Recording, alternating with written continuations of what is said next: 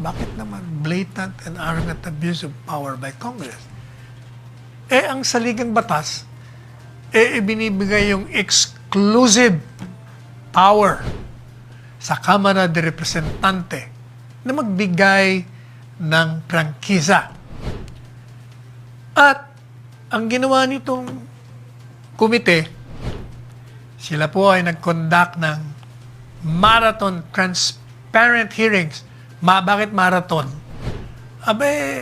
Kung hindi tayo nagkakamali, 12 ETV Online Channel, in the service of the Filipino online world.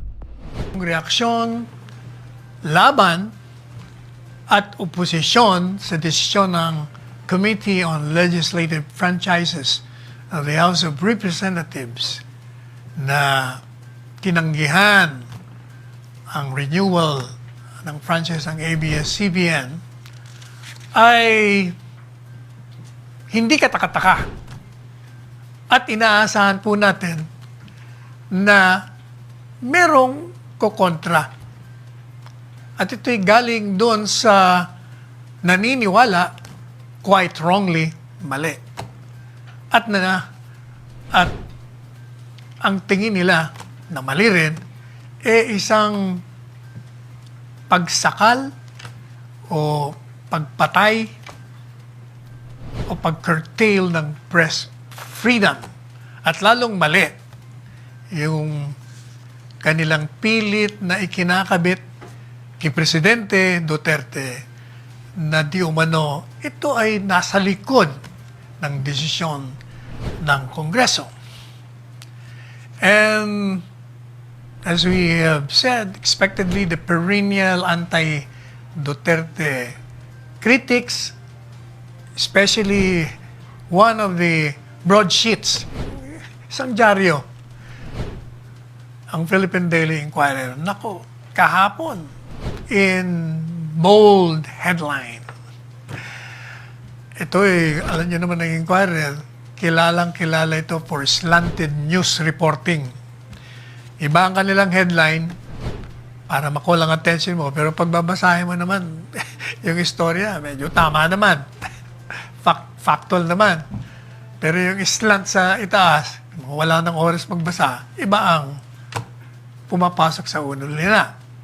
Anyway, kahapon, naglagay na naman sila ng exaggerated headline. Ano sabi?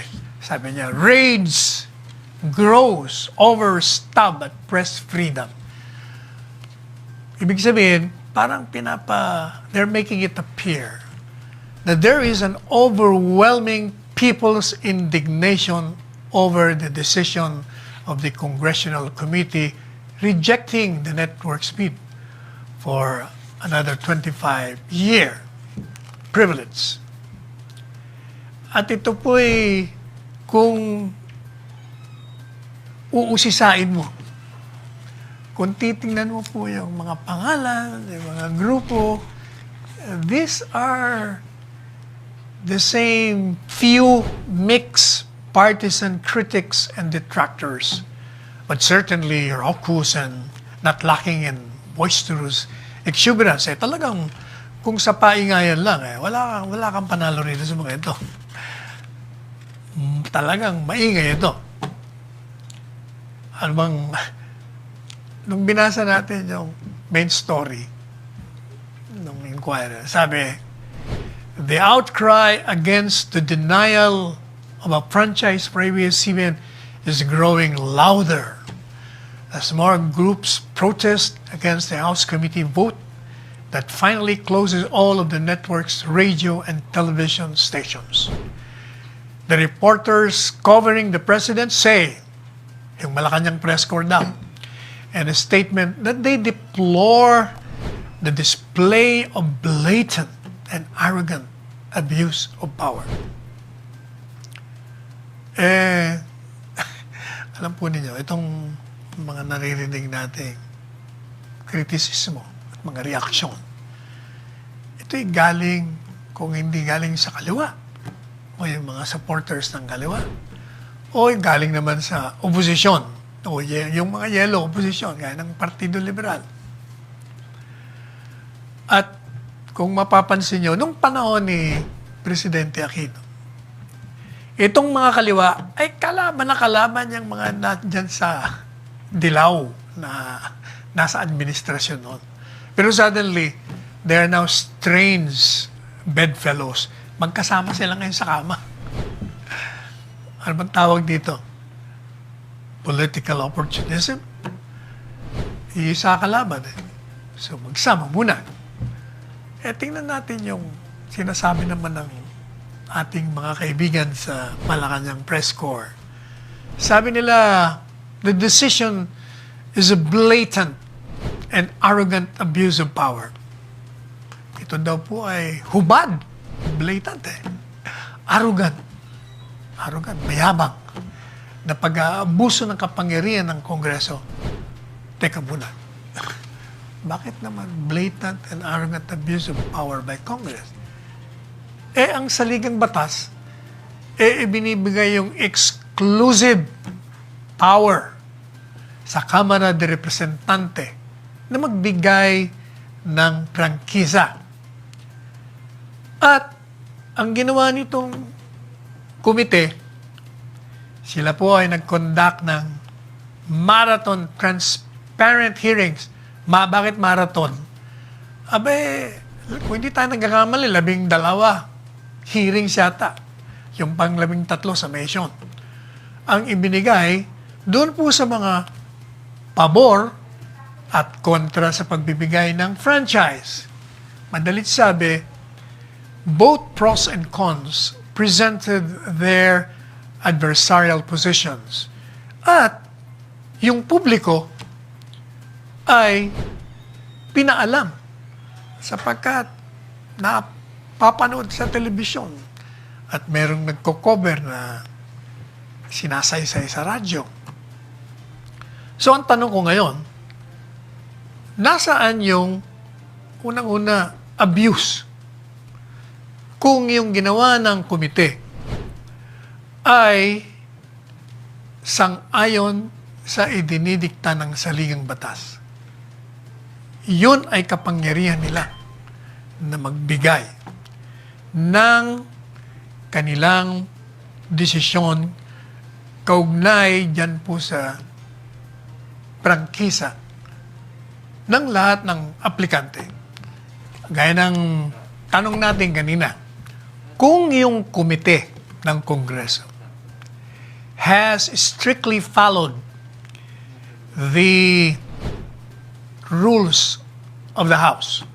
Sinunod po nila yung alituntunin ng Kamara de Representante kaugnay sa pag-hear o pagtalakay ng isang paksain kung saan binigyan mo ng pagkakataon ang dalawang panig na magtagisan sila ron ng talino at ebidensya.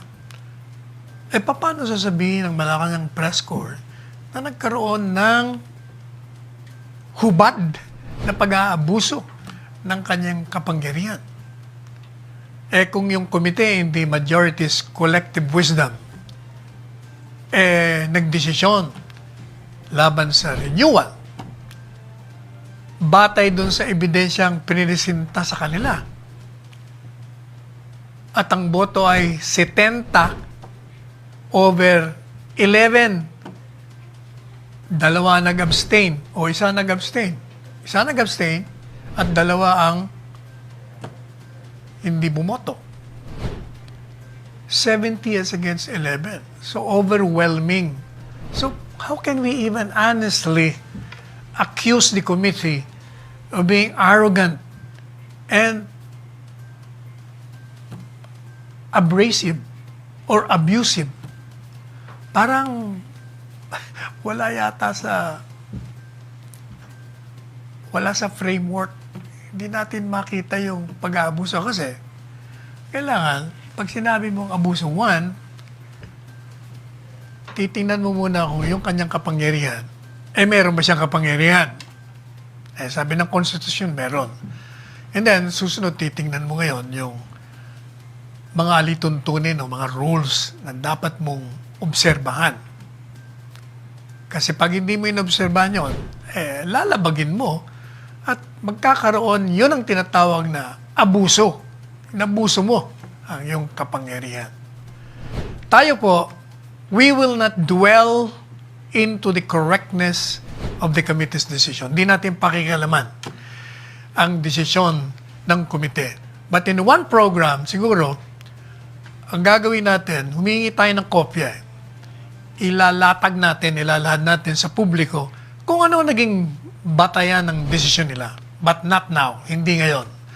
Tayo, ang gagawin natin ay we will just focus on the issue of whether or not due process has been observed and the rule of law has been followed.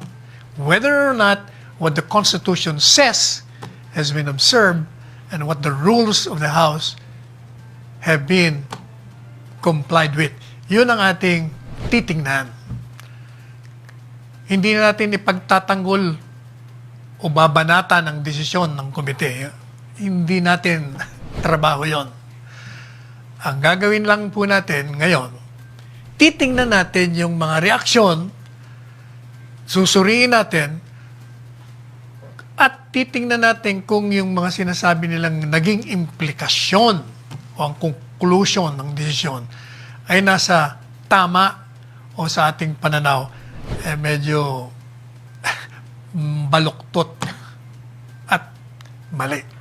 So tingnan natin. Isa-isahin po natin. Kaya mahaba ito. Pakailang programa, di pa tayo tapos. Yung article ko, part 1 pa lang. Yung unang-unang nagsalita ay yung main political party ng oposisyon, ang Liberal Party. Ano pong sabi niya? Sabi ng Partido Liberal, join us! Samahan niyo kami. And rise to the protest, to protest this outrage. At tayo ay tumayo at iprotesta natin itong desisyon habang kinukundina natin sangayon sa Partido Liberal ang 70 kongresista na bumoto laban sa pagbibigay ng prangkisa at ang lahat ng chapters ng Liberal Party, sabi ng partido, will be informed so that the people will know the truth behind this issue. We shall not let it pass. Hindi namin palalampasin, namin ang Partido Liberal. We shall fight repression and injustice. Lalabanan namin ang panunupil at ang kawalan ng katarungan. Ha? Anong outrage ang pinoprotesta mo, Partido Liberal? Anong panunupil o repression o injustice o kawalan ng katarungan ang sinasabi mo? Nasaan yung repression? Di mo naman sinabi exactly kung ano yun. Di mo sinabi kung ano yung outrage mo. Kasi, gaya ng sinabi natin kanina, kailangan titingnan mo muna kasi yung pinanggagalingan. Ang pinanggagalingan ng kapangyarihan ng anumang entity o anumang taong opisyal ay palaging manggagaling sa saligang batas. So, kung yung desisyon ng Kongreso ay sang-ayon sa saligang batas, sang-ayon sa rules, paano mo masasabi na ito ay repression o panunupil? Kasi parang lumalabas yung pagpoprotesta ng Partido Liberal appears to have no constitutional and legal basis insofar as the conduct of the legislative proceeding is concerned. Kasi yun ang unang titingnan mo, yung ano bang ginawa dun sa usapin na yon? Anong ginawa ng komite? Paano ba nila inilatag? Paano nila diniskusyon yun? Pinagbigyan ba nila ang bawat pabor o kontra? Hinayaan ba nila magpresenta ng mga ebidensya? Tumawag ba sila ng mga resource persons? at pinakinggan nila kung ano.